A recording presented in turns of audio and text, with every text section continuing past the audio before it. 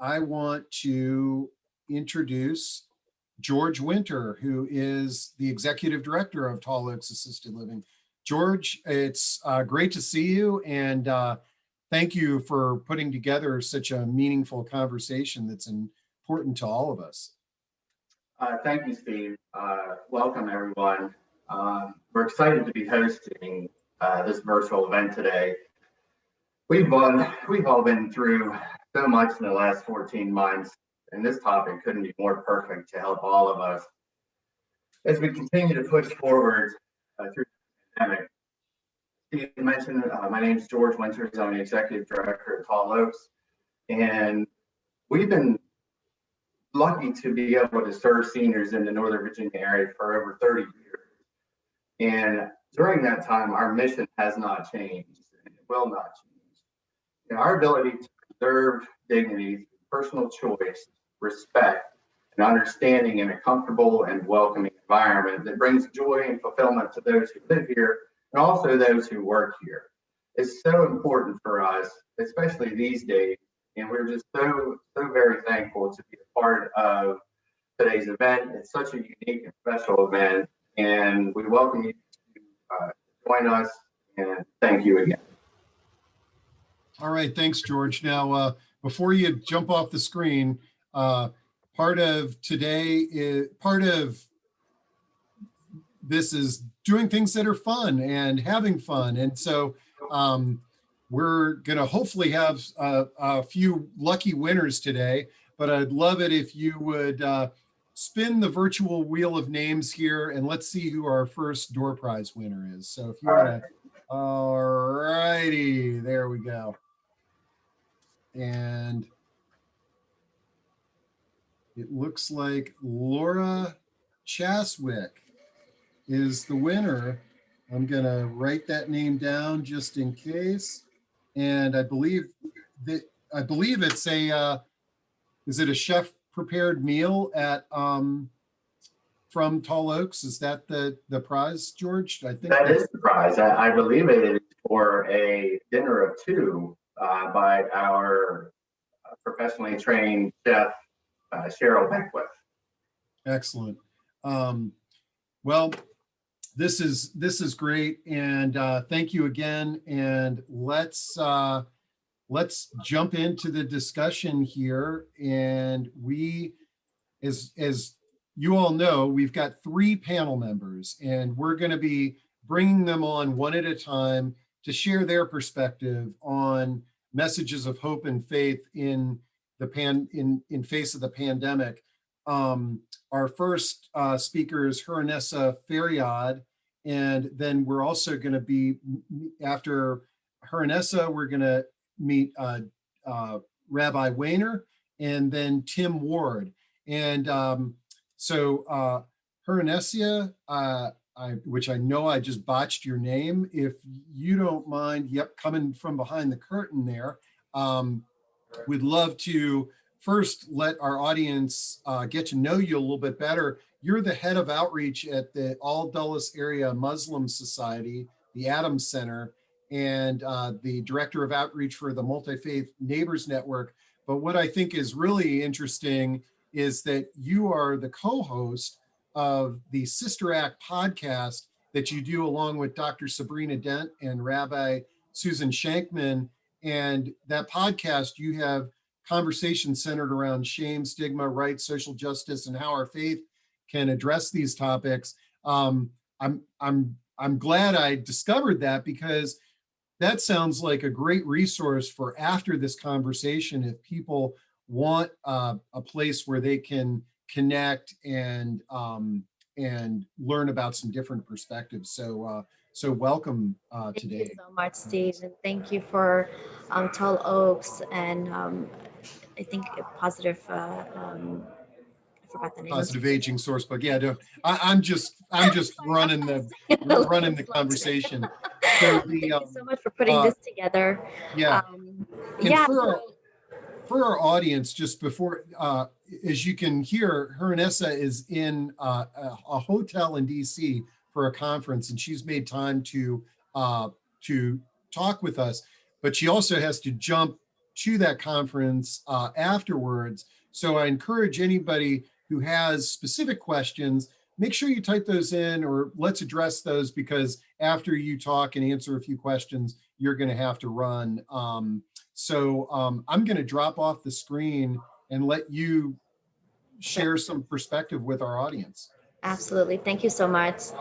Yeah, my podcast, I actually started that about a year ago because I saw there was a huge gap in having women being represented in faith spaces, and that's mainly where I work. I had outreach for two different organizations, and Multi-Faith Neighbors Network actually came to me during COVID and asked me if I wanted to be director of outreach, and I couldn't say no. And it was just a great career move for myself, and I'm very passionate about the work that I'm doing and talking about Islamophobia and anti-Semitism in the United States and globally as well. And so that really fit well into where I wanted to go. My podcast really I want people to hear what we as women have to say, and we have a great vibe with Dr. Sabrina Dent and Rabbi Susan Shankman. We talk about all different sorts of stories and things that resonate with us as women in faith spaces, as well as things that are going around in this country and in the world right now. And of course, as Steve said, I am at a hotel, so I do apologize for any background noise that you guys might hear. So I'm going to make this as quick and easy as possible for you guys as well. When the pandemic started, we at the Adams Center, we're the second largest mosque in the United States and the largest one here in the DMV area. We were perplexed as to how we're going to provide services for our people and how are we going to allow them to come and pray, even though they could still pray at home. But then the biggest issue was this understanding that God is testing us through this time. We didn't see the pandemic as a curse. We're not seeing it as a punishment.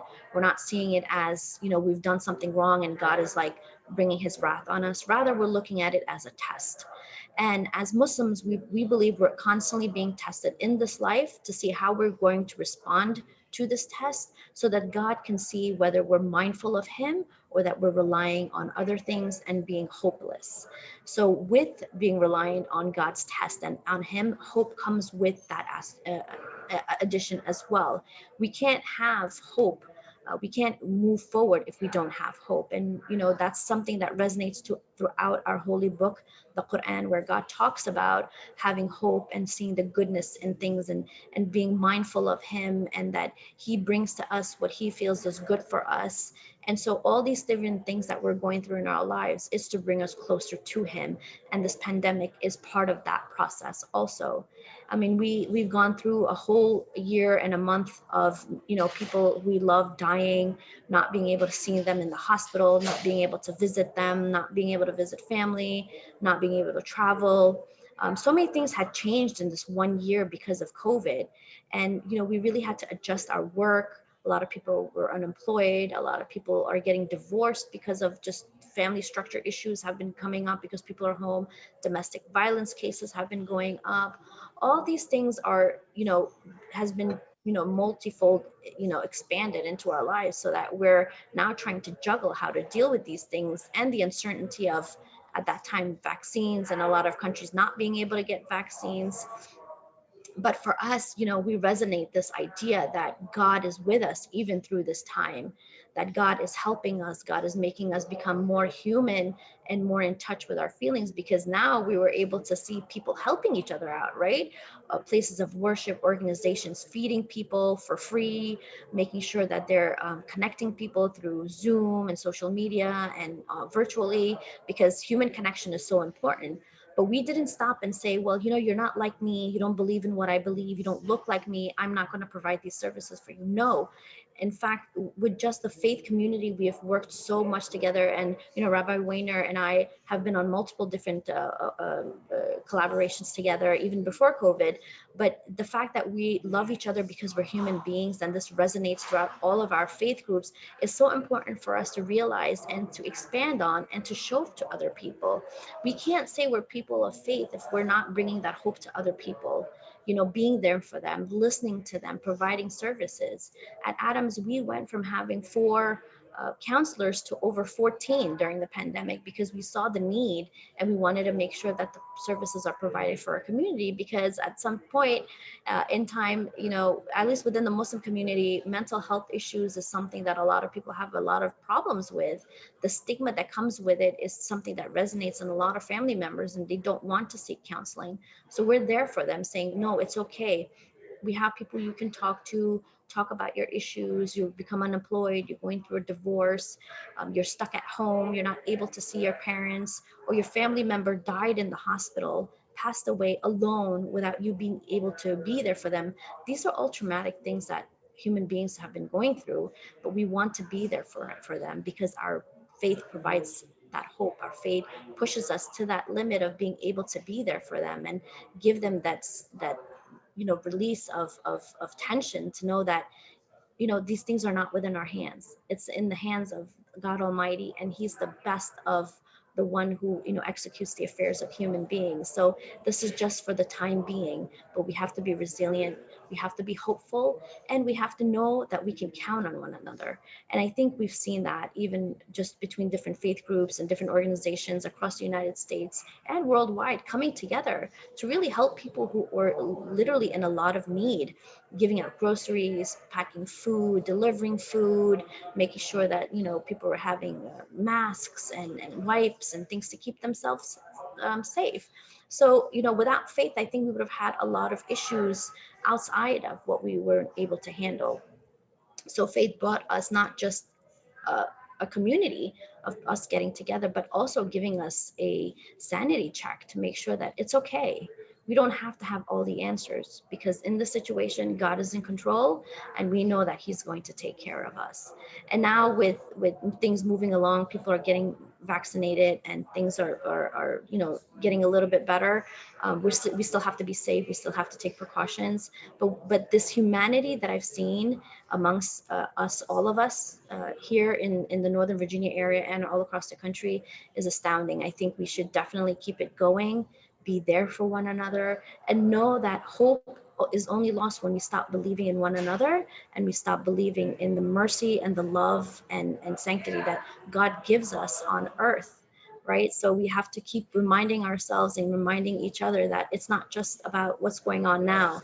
There's a bigger cause. And I think being able to slow down during COVID and sitting back and staying home and reflecting on our meaning in life has really brought us closer to that awareness, and God being there for us, and we being there for one another, I think is one of the greatest lessons that I've learned during COVID. Wow, very well said. And I think indicative of this panel, where we are, three different faith-based organizations coming together and sort of sharing some perspective. Um, there, there are so many tragedies out of COVID, but the ability for us to connect and reflect has been one of the positive aspects of it. So thank you so much, Hurunnessa. And I will say to the audience, if you have any specific questions for Hurunnessa, by all means, either raise your virtual hand or you can type them in the Q&A box, and we'll address these before she has to run off to her conference. And what hotel are you in down there? I'm at the Hilton Garden Inn in Georgetown. Oh, wow. I realized when you said you were in a hotel, I haven't been in a hotel or a real public place like that for over a year. So It does seem weird, like coming in here and walking and being like, oh my God, okay, this is so odd, because it should be normal because we've done it so many times. But the oh fact that yeah, we haven't done it in so long, it's like, wait a minute, how am I going to get used to this now? But, again, hope is the answer. yeah, absolutely. So very well said. So uh, Hurunnessa, thank you so much for your wonderful words. And we'll let you jump over to your conference, and then I'll, as you had referenced, you work with Rabbi Wainer, and she's our next panel member. So if I could get Rabbi Wainer to come from behind the curtain there. It's great to have both of you on the screen. This is wonderful. Rabbi Wainer is the associate rabbi with the Northern Virginia Hebrew congregation. I cut and pasted her contact information into the chat there. But Rabbi Wainer, it looks by the looks of your bio, you've been all around the country.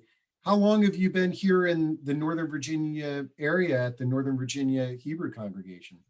Well, I've been here for 5 years. And prior to that, actually, I was in rabbinical school. But while in school, we serve very small Jewish congregations across the country. So I was in West Virginia and Michigan and Kentucky and Ohio, serving congregations there as well.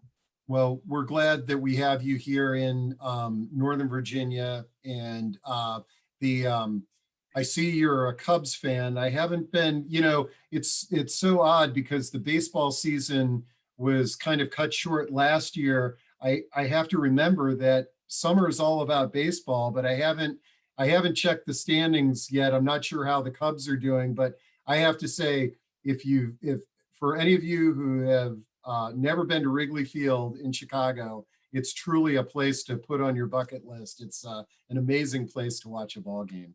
It really is. It's a neighborhood bar with baseball for entertainment, is what we like to say. So it's a pretty amazing place. Actually, my first year here was the year that the Cubs won the World Series. So pretty amazing experience. But yeah, anybody who's in Chicago, let me know. It's a great city. Marianne in the audience says go Cubbies, so that's great. Well, just like what Hurunnessa shared, I'll sort of give you the opportunity to share with our audience who's live and watching this on recording some thoughts on how to help us sort of digest what we're going through here and have more faith. So I'm gonna, because I'm botching my words right now, I'm gonna duck behind the curtain and turn it over to you. Yeah, well, I'm just so glad to be able to be a part of panels like this, and I actually think that having panels like this, conversations like this, is a part of that. Being able to gather online, we. At our congregation, we've avoided using the word virtually if we can, because we are gathering all together. It's not virtual. It's not fake in any way. We all are here together, just in a different platform. And we hope and pray that in the future, in the very near future, we can be back together in person. But in the meantime, of course, we'll be online. I think for us, as we saw that the pandemic was coming, we realized and understood that this was going to be something major. I don't think any of us really understood the extent of it at the time. And for us, it was about how do we help our families, our community members, to put their health and safety first while still remaining connected to the community. In Judaism, the value that is the highest value above all other values is the value of pikuach nefesh, the value of saving a life.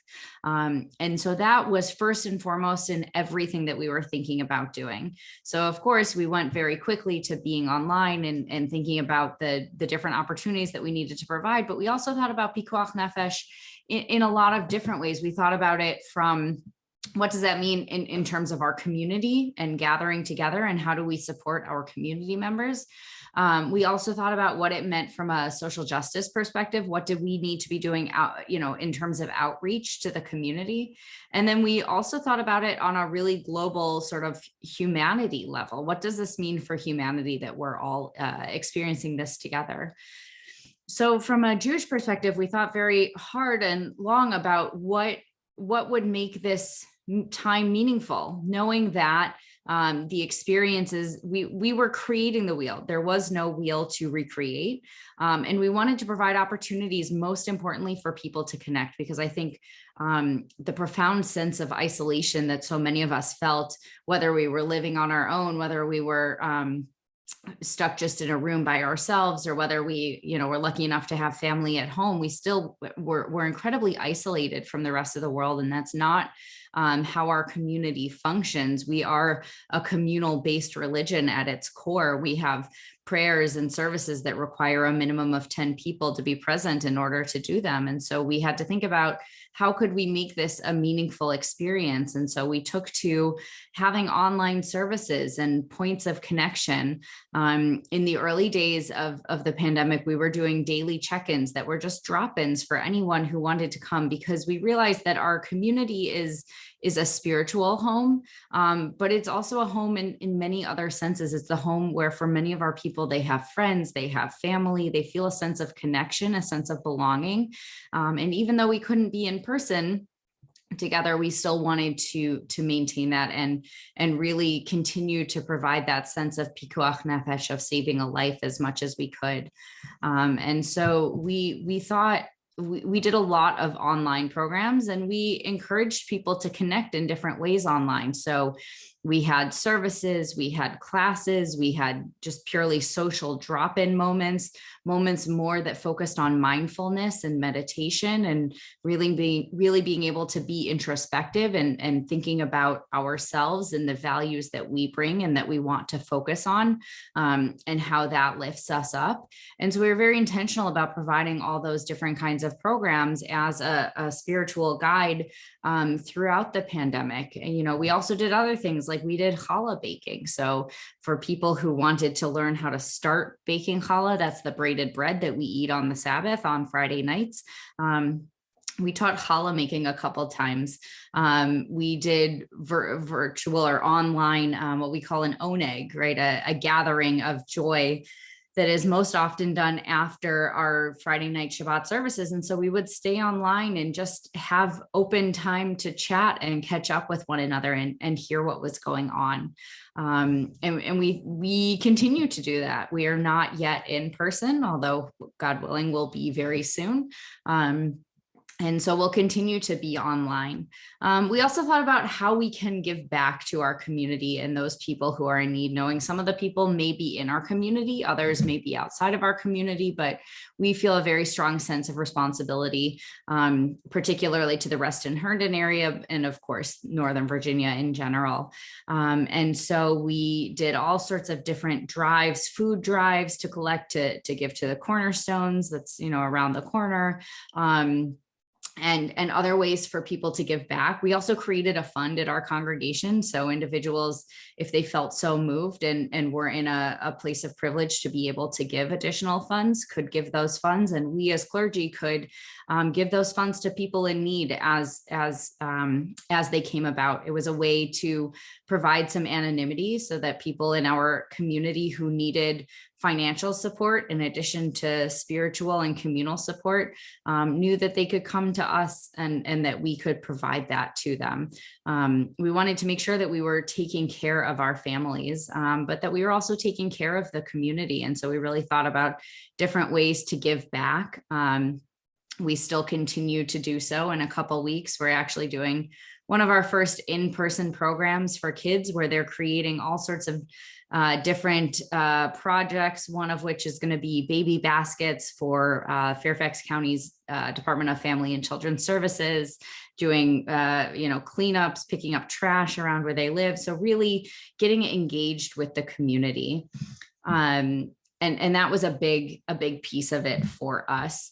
And I will say the last piece of it is thinking about it on a global scale. What does this mean for us? First of all, as Jews in this world and what we are experiencing, and also as human beings, as people.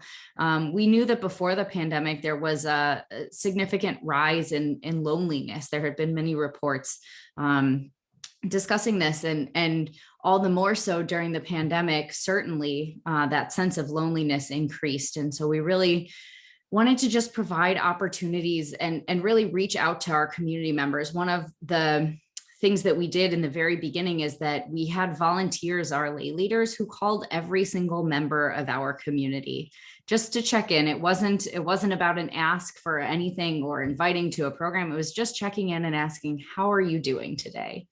And I think that question goes so far. How are you doing today? And just checking in and asking and seeing what they needed and what ways our community could continue to be a supportive place for them during the pandemic.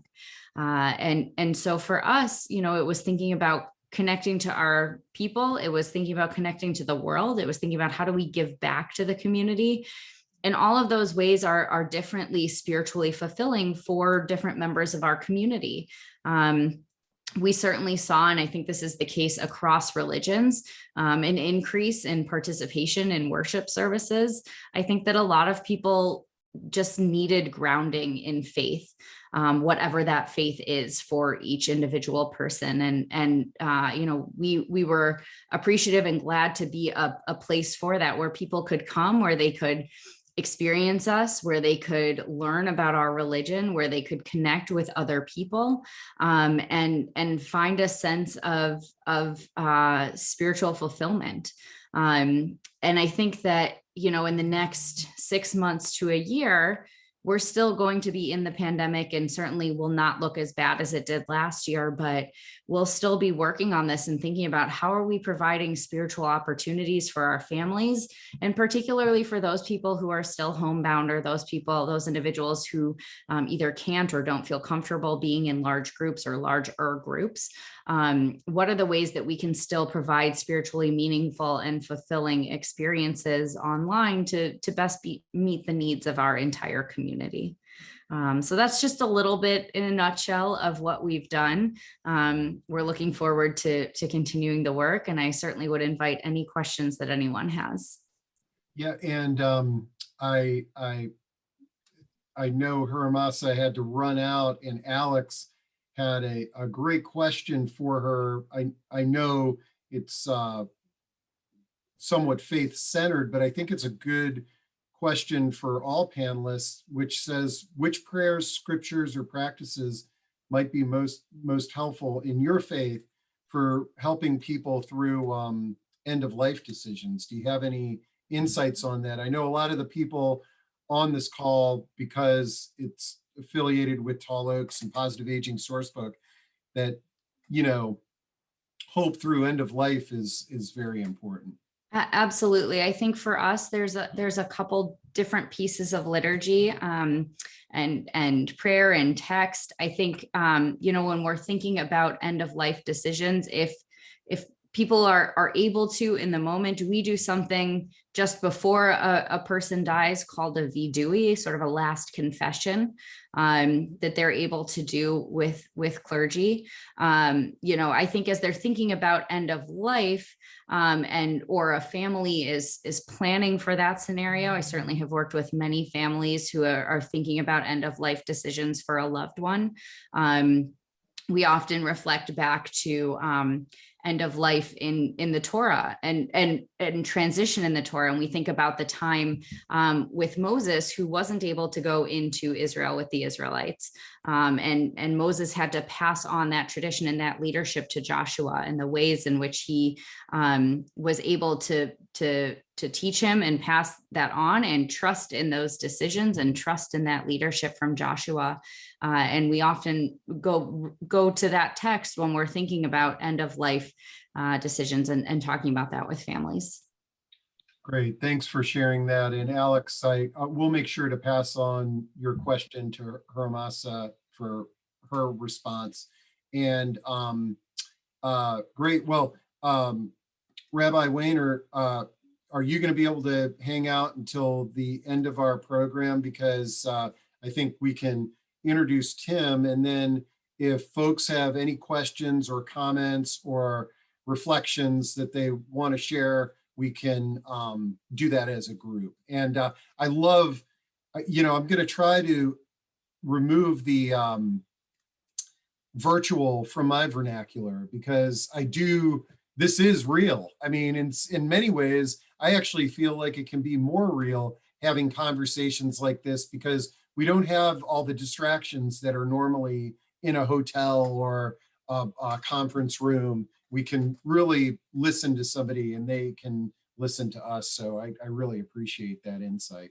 So great. Okay, so last but not least, Tim Ward is the pastor of the Restoration Church in Reston. And I think what's really interesting is that you're the founding pastor of this church. You were at the Florist United Methodist Church, and you've founded this new church. But another interesting thing that I somehow snuck onto your bio is that you were a sandwich artist at Subway. Yeah, 15 years old. Absolutely. I think my sandwich artist skills sort of set me up for the rest of work. And just to give some context around the florist and restoration piece, Florist and Restoration are still a church. We have 3 sites. We have Reston, we have our site Florist in Herndon, and we have a site out in Loudon. So I served on the Florist site for years before we founded Restoration. And it was out of this desire to connect with more people and to serve our community and to connect specifically with the Reston community. So we've been doing that for almost 7 years now. And we started a site out in Loudon too. So it's been really beautiful to sort of watch that all work together. Oh, that's great. And I know in the older adult community that that the Florist United Methodist Church has made a really strong commitment to helping educate your members on aging solutions and being there as a resource to folks. So Absolutely, yeah. So I'll drop behind the curtain, let you share some insights with our audience, and then again, a reminder, if you have questions for any of our panel members or thoughts you'd like to share, by all means, type them in or be prepared to raise your hand at the end. So thank you, Tim. Thanks, Steve. I really appreciate it. I'm grateful to Tall Oaks for having this today too. And I'm so grateful to Tall Oaks for recording this and sharing it with the residents who live there as well. I think that's going to be a real gift as time goes on. When the pandemic started and that word sort of rolls off our mouths now, we got together across all of our sites and we started to have dialogue and conversation about how can we care for our community. It's interesting, that theme that's coming through all people who talked, and how ultimately, we were asked originally to talk about hope. How ultimately can we bring hope to people? Because when people are hungry and they've lost their jobs and they've lost their homes, that's a really, really challenging thing. So we started a COVID fund, which people have given almost $400,000 to. We've served our community in so many different ways. We've partnered with organizations early on. Our Reston site partnered with Cornerstones to get food, to get supplies that were needed for families. In addition to that, we've partnered with the Core Foundation to try to really support different folks, because we know hope is really hard when you can't get to those places. I know right now through our Herndon site and at Florist, we're working on helping people get connected to the resources that they need out in the community. I think what's fascinating to me as we're talking about hope today, and as that came up, it's amazing to me how these new words sort of roll off of our tongues. COVID-19, coronavirus, they're things that we just say. It's as if we've accepted them in some ways as a new normal. For those residents, especially for many people that are connected to our church community too, isolation has become a new normal. And here we are in month 13 in the US. And for the first time, I think many people are starting to have hope. Vaccination is happening. More people are getting vaccinated. I know people who live at Tall Oaks are starting to be able to have visitation. You have a visitation room now, and we're seeing that in incredible ways. And I'm so grateful. I want to name this to scientists and others who have done so much to provide this hope. And I really think we should name that. There's a study done years ago by a guy named James Avey, who was studying workers and how many people work more, and what's the thing that gets people to come to work more. And they studied people with low hope and people with high hope. And they said people with high hope were 80% more likely to come to work and not miss work. That hope in an organization and hope in something was what drove people forward.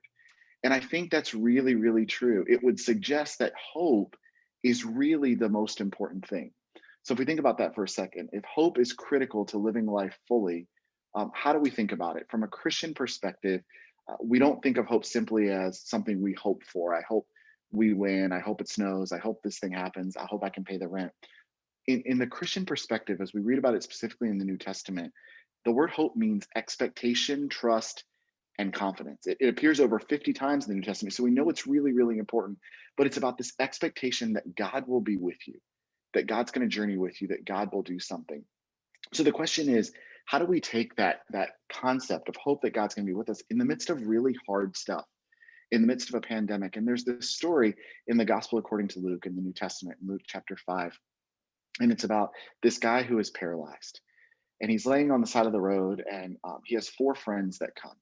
And they pick him up on his mat and they take him to Jesus because they know that Jesus is teaching in a house nearby. And they get to the house, and the house is so packed that they can't get in. So they go up to the roof of the house. It would have been very normal in the first century to have stairs up to the side of the roof. And they go to the roof of the house and they dig a hole through and they drop the guy down through. And when they drop the guy down through, Jesus sees this guy right away, and he looks at him and he says, "Friend, your sins have been forgiven." And it's an interesting thing because the Pharisees get really angry. How can Jesus do that? I suggest that's where Jesus is giving this guy hope. Jesus recognizes that they're doing it, and Jesus says to them, "Why do you fill your minds with these questions? What's easier to say, your sins are forgiven, or to say, get up and walk? But so that you'll know that the human one has authority on the earth to forgive sins." Jesus now looks at the man who's paralyzed and says to you, "Get up, take your cot, and go home." And it's a story of beautiful hope. There's a lot of power in this story. I would imagine that, like many of us, as this man was in his own pandemic, right, as he was in his own space of life where he couldn't do the things that most people could do, he had lost all hope. In the first century, something like paralysis would have made you completely isolated. Many of you may have connected with that over the last year.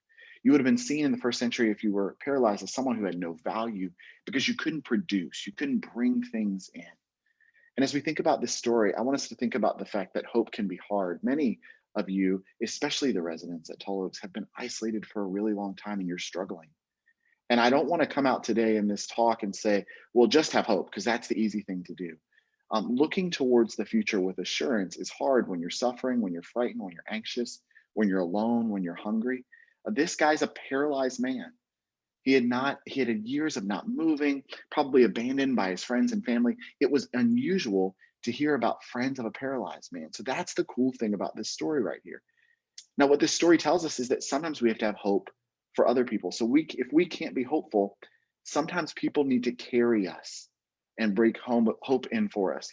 How do we help others get through the pandemic? We have to have hope for them, right? These friends pick up this guy and say, "We're not okay with you just simply being paralyzed for the rest of your life. We're going to take you to Jesus because that's hope. That's hope for you."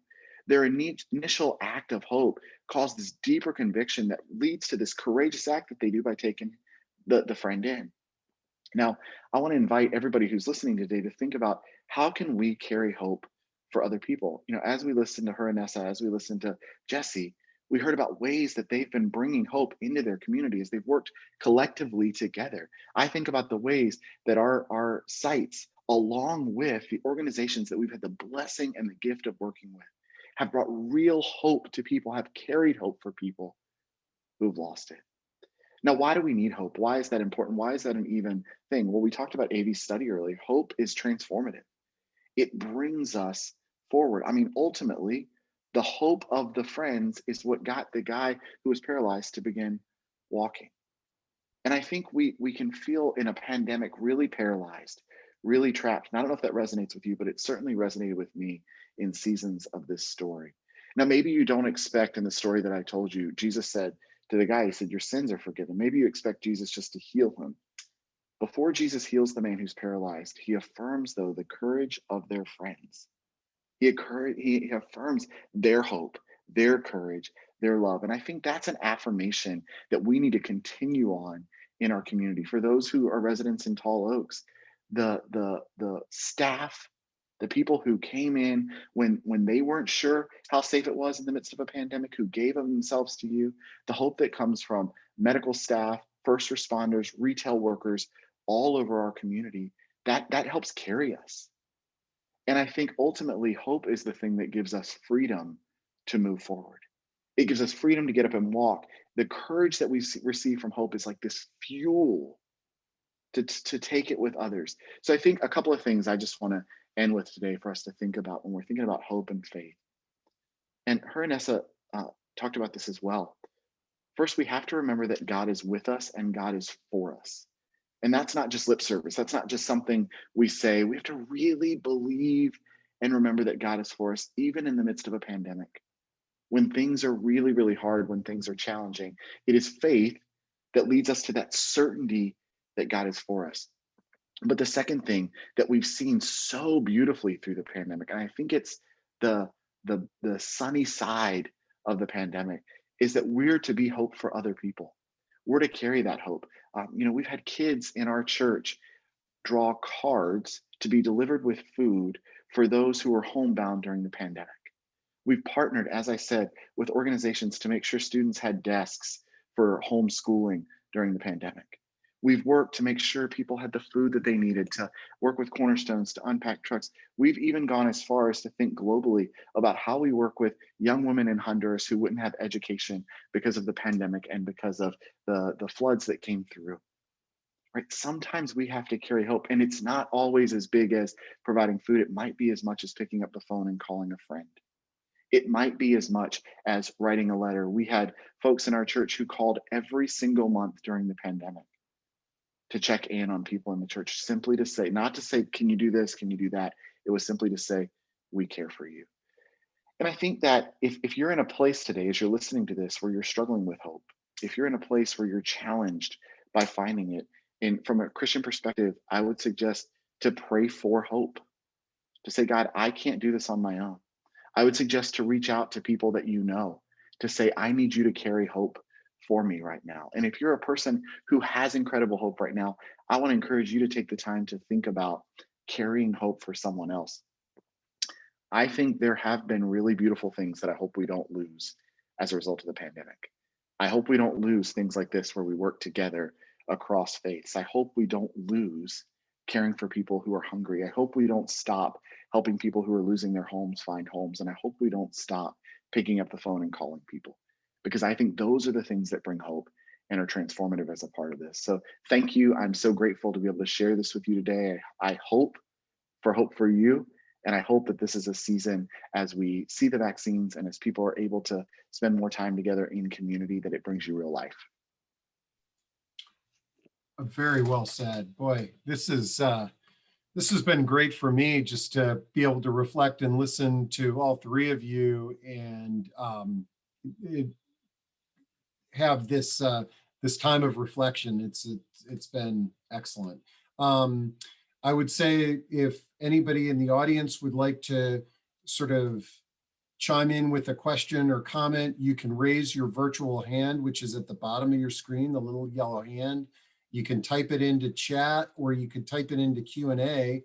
And I would invite, let's see, Alex says, oh, good. I was just going to say, Rabbi Wainer.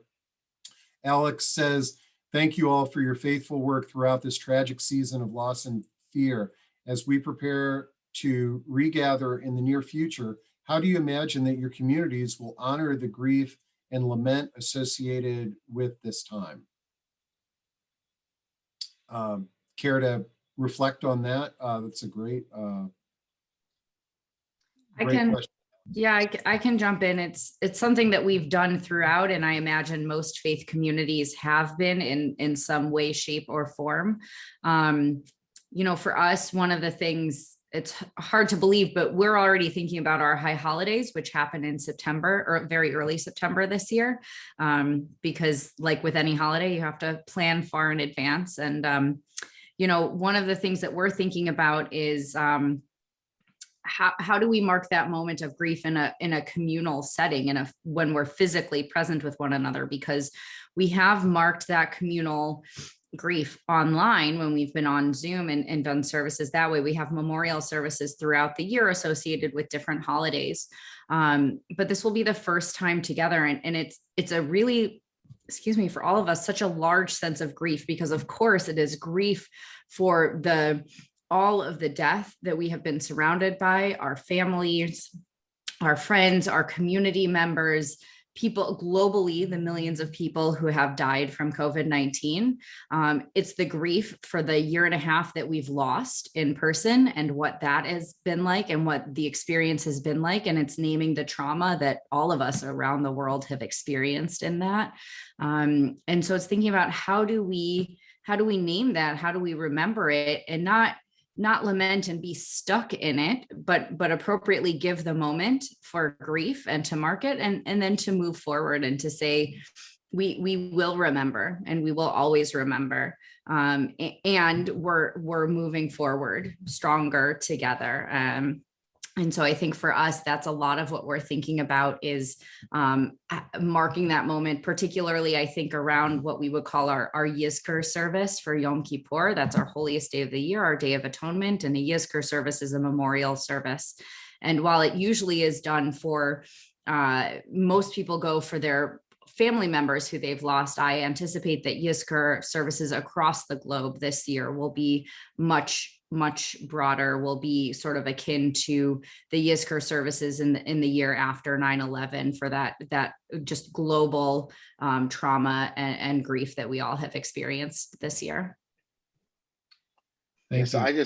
I echo what Jesse said. We've tried to do this as time has gone on, to pay attention. We've had a service of lament. We've done it in our prayer time. We've tried to walk through. And I would say it's really going to be a balance to lament and to celebrate at the same time, right? To celebrate that we're moving past it, but to recognize that many people will be affected for multiple reasons for a very long period of time. For loss that happened during COVID, for loss that happened not even as a result of COVID, but wasn't able to be celebrated, right? For life that wasn't able to be communally celebrated, for folks whose economic situation will be affected for 10 plus years as a result of this. So I think absolutely to honor it and to also balance it. Folks can have post-traumatic stress disorder from a pandemic.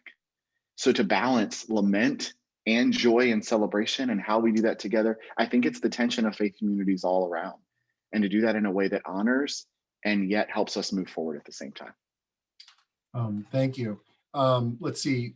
Carol says, thanks to all the panelists. Cultivating hope is key. Thanks for sharing examples and ideas on how to inspire and give hope to others. And then Martha asks, how are you preparing people for their own deaths at this time? This is a still very challenging time where someone's health is failing, and we normally sort of have these images of our family surrounding our bed and things of that nature. I'd be curious on your thoughts on ways that you have worked with families who may be going through this challenging time and in this challenging time.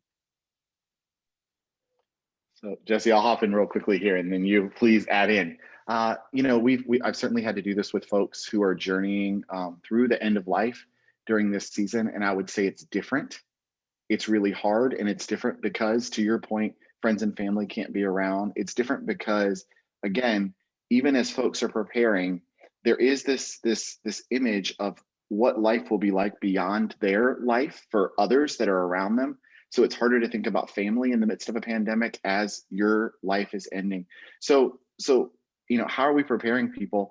I have tried to journey with people as much as I can, as we did before the pandemic, to walk with them. Now, some of that's been more phone calls and Zoom calls and things like that than sitting in person, but I have sat in person with families with masks on and walked with people. It's an interesting thing because in the Christian tradition, as I assume many other traditions, prayer is a really important part of what we do, and holding hands with family is a really important part of what you do, and touch is a valuable thing. And that's been a different thing during the pandemic. So to be able to reclaim that as we move forward in safe and healthy ways, to let people know that they are loved, I think is an important piece. So I think actually in a lot of ways that hasn't transformed a ton. It's the avenue, the communication tool that's happened.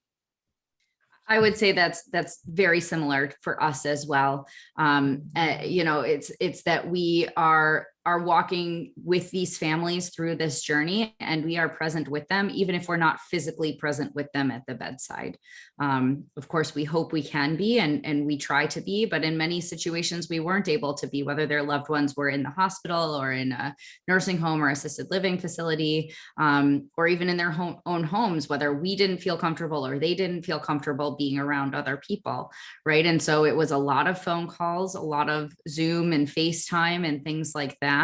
And for us, as a clergy person, one of my roles I see is affirming the choices of families, particularly during the pandemic.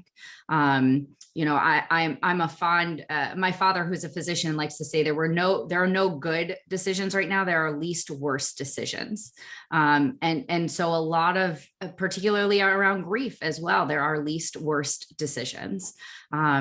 So, you know, speaking with families and affirming their choices, right? Talking to the individual who couldn't fly overseas to go to his father's funeral because he didn't feel safe. He wasn't vaccinated yet. And this was 2 months ago. This was recently. This was not in the beginning of the pandemic, right? And saying that's an okay choice for you to make. And it doesn't make you any less of a son for choosing your own health and safety and your immediate family's health and safety over grieving, you know, over physically being at the funeral. And of course, his siblings were able to you know, have a phone there for him so he could be there in the ways that he could be.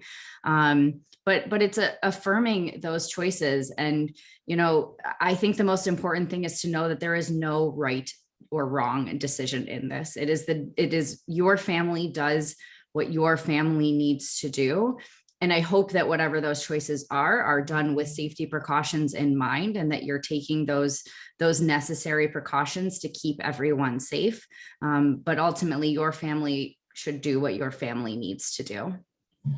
Very well said. And, you know, I recently attended a memorial for a friend that passed. And, you know, prior to COVID, there was one way to attend a memorial service, and that was live. You know, get on the plane, get to the memorial service.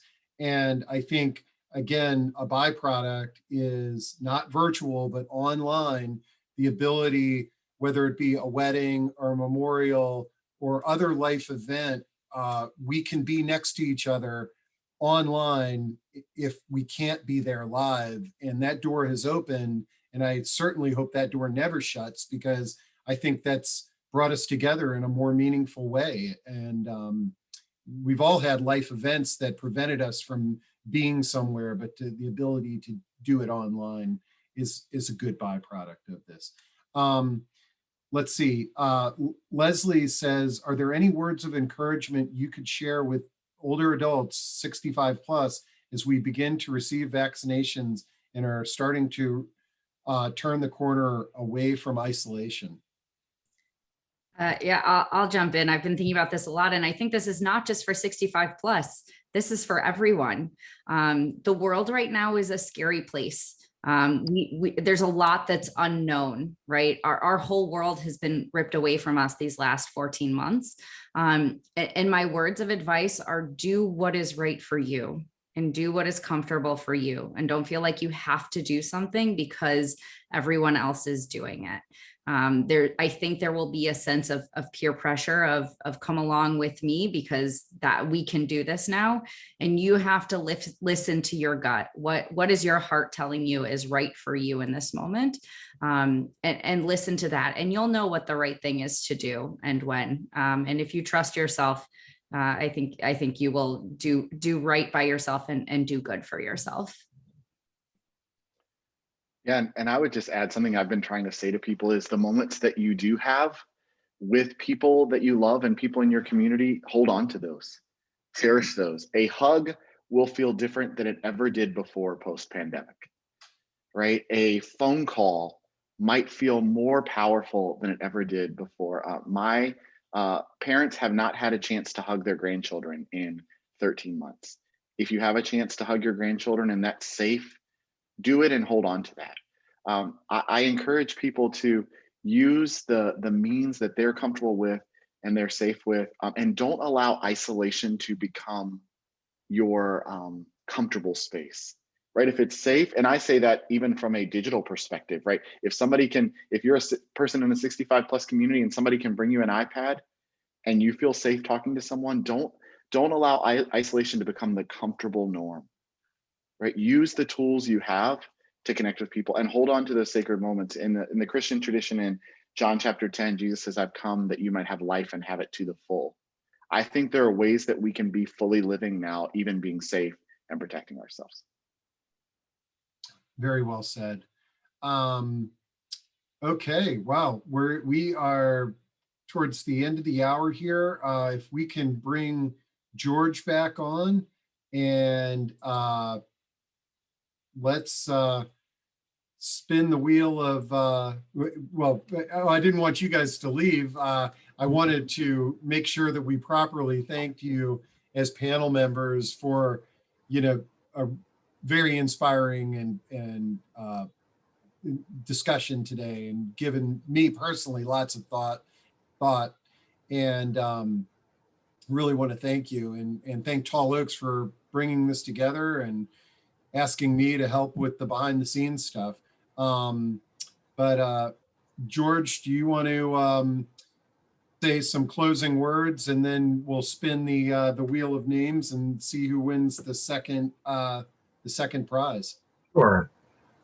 Again, thank you to all the panelists. I really appreciate your words and encouragement, and it's just a pleasure to be on such a unique event with you today. Now the scenery changed a little bit behind me, but the messaging has not. At Tall Oaks, we're here for anything that we can do to assist seniors in the Northern Virginia area.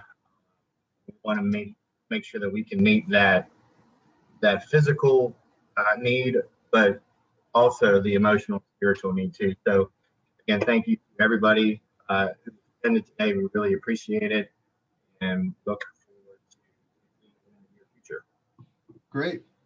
All right. Well, yeah, go ahead. How about let's do a 3-way spin or 4-way spin. Let's all raise our hand and let's see who is the winner gonna, the winner gonna be. And it looks like it's gonna be Sandra Kuhn. So Sandra Kuhn. So, all right. Well, thanks for a great afternoon, everyone. And as we have recorded this, we'll make sure that the Tall Oaks team gets it and can distribute it to everybody. And again, thanks for an inspiring afternoon. Thanks again, Steve. Appreciate it. All right. Thank you, guys.